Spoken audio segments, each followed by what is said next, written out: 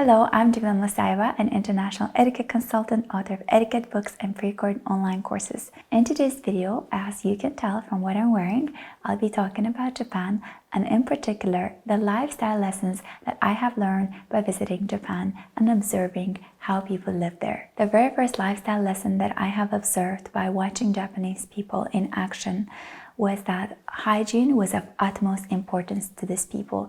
You see the cultural emphasis on hygiene, not only based on the products that they sell, that is on just another level. I went to this little skincare place, and the amount of products that they are selling that is about, ensuring that people are clean, that they are, freshened up is just unparalleled. I've never been in any skincare or pharmacy where I've seen this many products.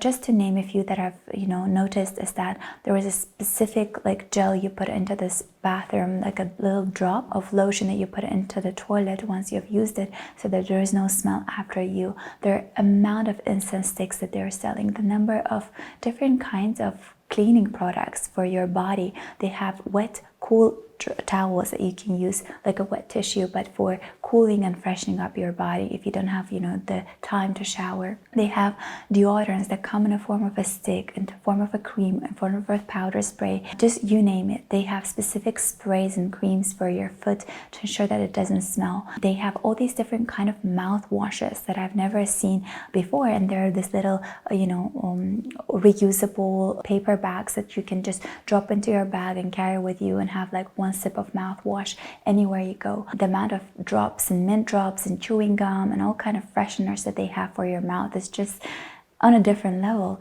Specific masks for your foot, for your hand, for your face, that's just something that everyone knows of Japan. But I even came across this wet tissues that are wet tissue dry shampoos. So it's not in the form of a spray, but rather a tissue form that you can rub into your hair and freshen up your hair if you didn't have a chance to wash it. So there's a lot of emphasis on hygiene, and I think it goes without saying that Japanese toilets are something on a different level. And I'm talking about public toilets. I'm talking about toilets in the train station, in the cafes, and even McDonald's and Starbucks. They have the toilets that are so furbished and just, again, unparalleled. These toilet seats come heated up, so it's just a different experience. They have this noise making option where you put on a noise so no one else can hear you using the toilet. There are all different kind of flush pressures. There's a light flush, there's a regular flush, there's a heavier flush. They have even the option of cleaning you with water, and then drying you. So these toilet seats are just something extra, and that really made me realize how the country, the nation in general, values hygiene so much so that toilets are really the prime example of how people take care of themselves. The second important lifestyle lesson I learned in Japan is that they eat fresh products. There are so many supermarkets and so many markets where you can buy fresh fish, fresh fruits, fresh vegetables, everything fresh. I didn't actually come across a lot of fruits or a lot of vegetables that you can find in the West as well. Mostly they were very particular to Japan, but what I realized is that even in their fast food places, like quick eateries, casual brasseries, casual cafes, the things are prepared from scratch and they're prepared from fresh products. Even the 7-Eleven experience, which is something extra in Japan, if you've ever been to Japan, you know what I'm talking about. 7-Eleven in Japan is very different from 7-Eleven in the US. And so they have these onigiri snacks, that is seaweed rice and stuffed with some kind of a fish. And they're freshly made every single day. So when you walk in, it's a fresh new batch. And the products they've made up are super fresh as well. Japanese people in general love eating food based on the season, so they'll cook things with the products that are in season. You'll often go to this restaurant where there's omakase and the chef will prepare whatever he thinks is suitable. So the menu will be just based on what he thinks is good to feed you with, and these products are usually very seasonal.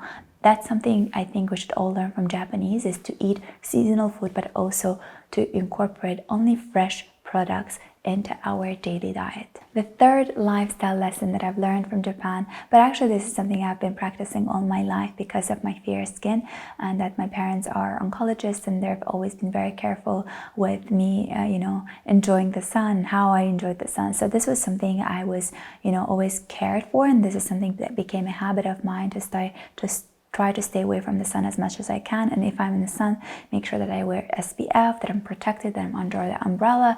But this is something that I saw being practiced in Japan everywhere, is that they stay away from the sun. Even for me, sun in March in Japan was okay. I wasn't wearing any umbrella or hat because it wasn't so strong.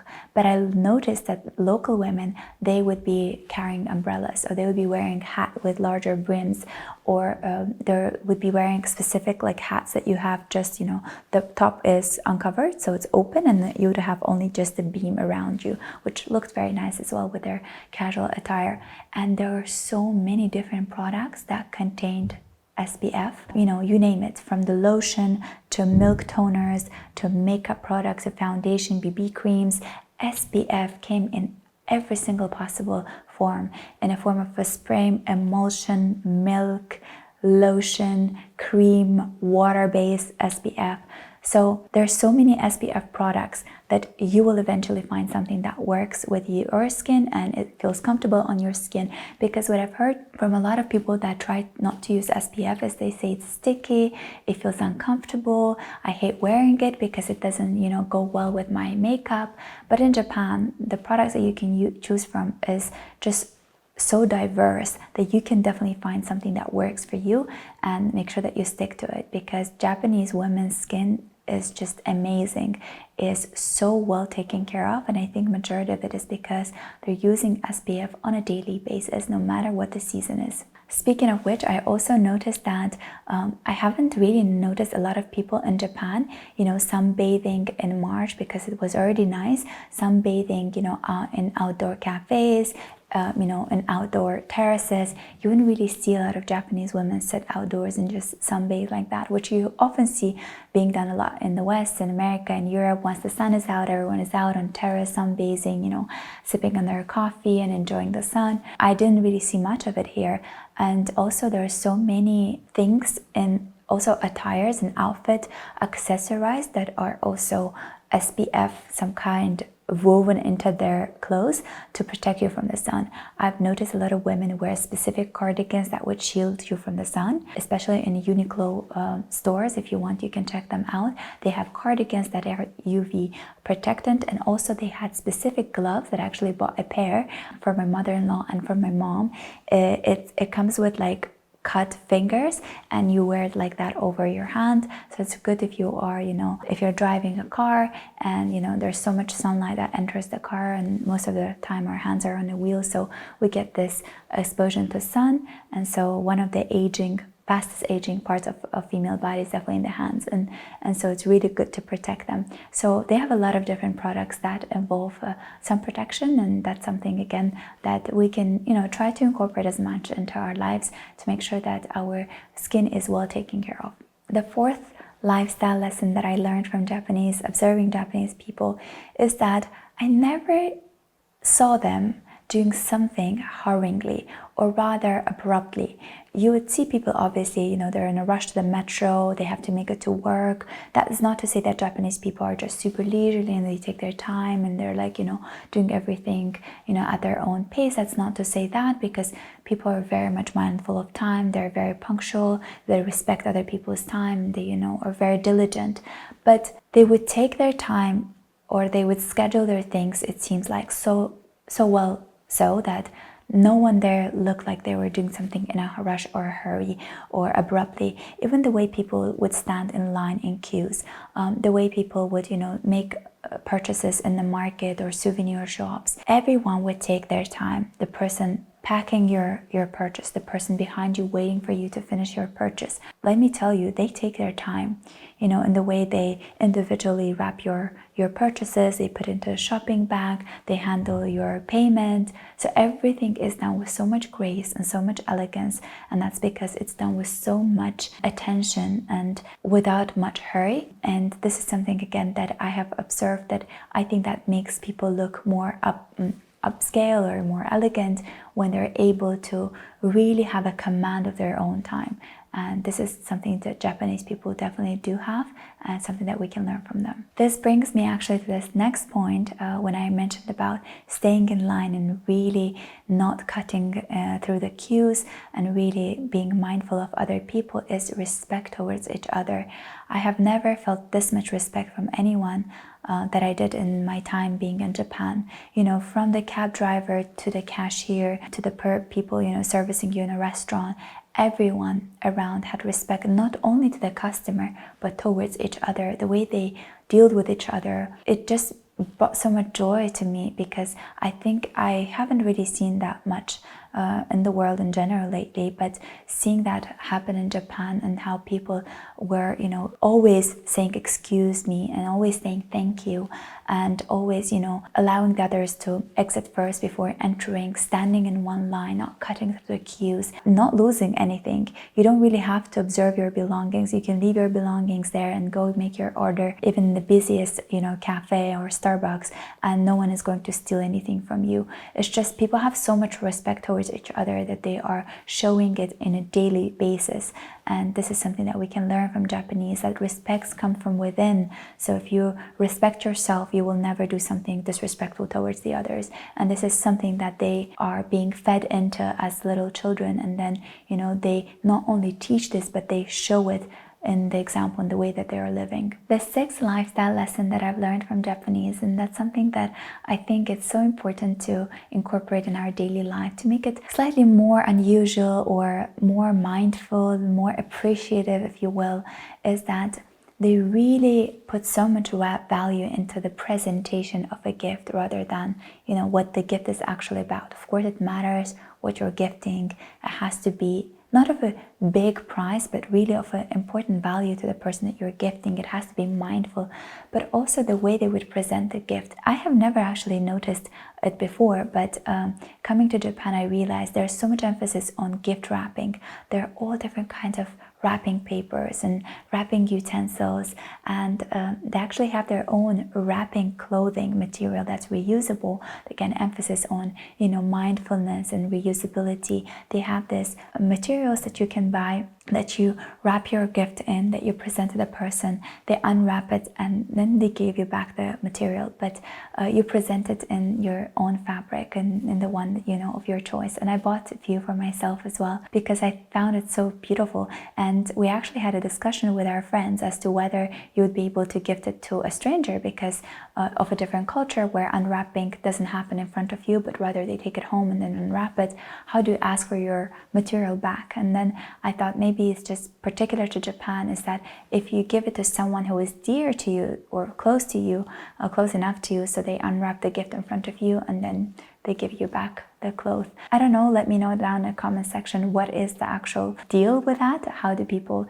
handle or ask for the material cloth back once the gift has been unwrapped? But I think this is such a beautiful emphasis on the presentation, on taking the time to decorate the gift, taking the time to wrap it beautifully. There was actually a stationery shop in Tokyo, so if you ever go, it's called Isetan, and on one of the floor they have all these different wrapping materials, and they have this little boutique where they wrap gifts, and they have master classes in wrapping. So if you're ever there and if you know Japanese, I think it'll be easier for you to attend those. But I love the fact that they're still practicing it. One important thing that I wanted to mention about wrapping is that this is something not just particularly about wrapping a gift, but it was something that was done in a store as well. So we went to the stationery shop that I mentioned, and we bought all different kinds of pens and pencils and wrapping papers, and they took the time to package everything in individual papers. They wouldn't just throw everything in one shopping bag. They took the time to organize the purchases, wrap them into different papers, and then put them into a shopping bag. And this was done everywhere, in a souvenir shop, in the pharmacy. Everything was basically wrapped or organized individually, and I thought that was very beautiful, and that's something that we can try to incorporate into our daily lives. And the final lifestyle lesson that I've rediscovered for myself in Japan, something that I've always practiced and I think it was part of my lifestyle anyways, but coming to Japan I realized how much more I valued it because I saw it everywhere, and that was simplicity is the ultimate form of beauty.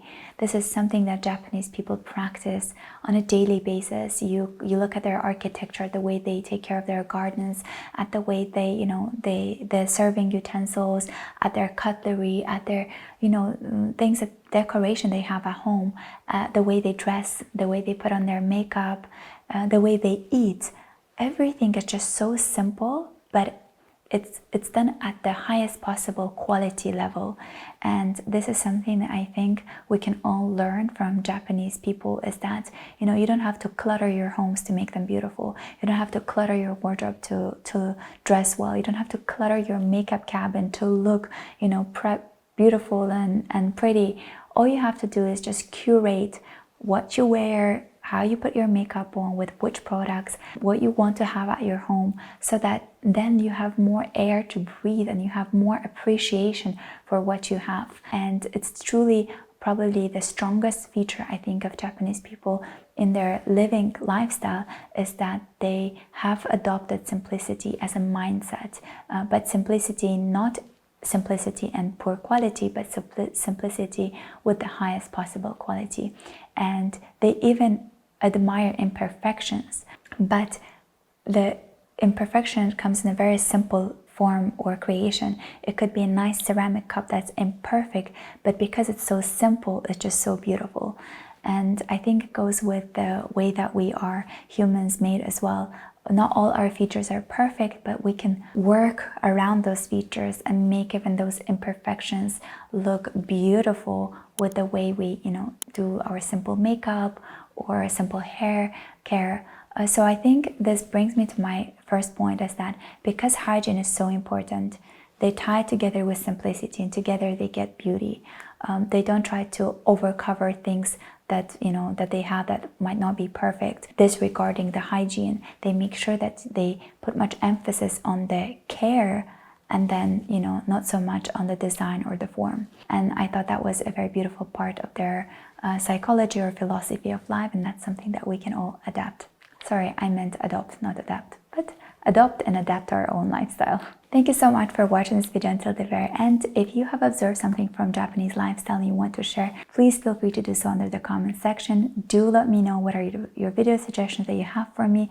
I always take notes on those actually. I love reading them. And if you want to learn more in depth about etiquette, you can join my pre-recorded etiquette courses on my website that are in English language with video tutorials. One is called Western Formal Dining Etiquette from A to Z, that teaches you everything you need to know in order to prepare for a formal dinner or lunch occasion with your in-laws or business partners.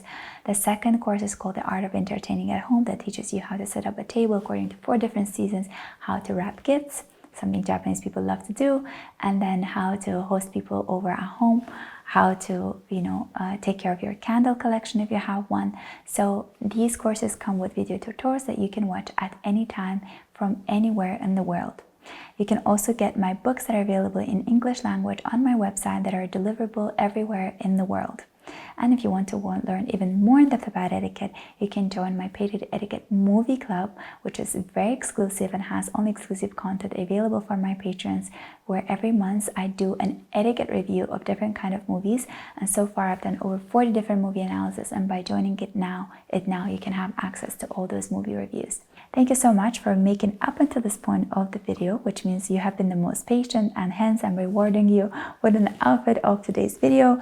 For today's video, because we're talking about Japan, I opted to wear another kimono. You never get enough of kimonos. This is again made of cotton, super comfortable. I have paired this kimono with my Celine belt because again this kimono didn't come with a belt. I had something to cover myself up with, and this belt came handy. Again, I am not wearing any shoes because I felt like wearing a kimono deserves no shoe policy. Thank you, and I hope to see you in my next video. Bye!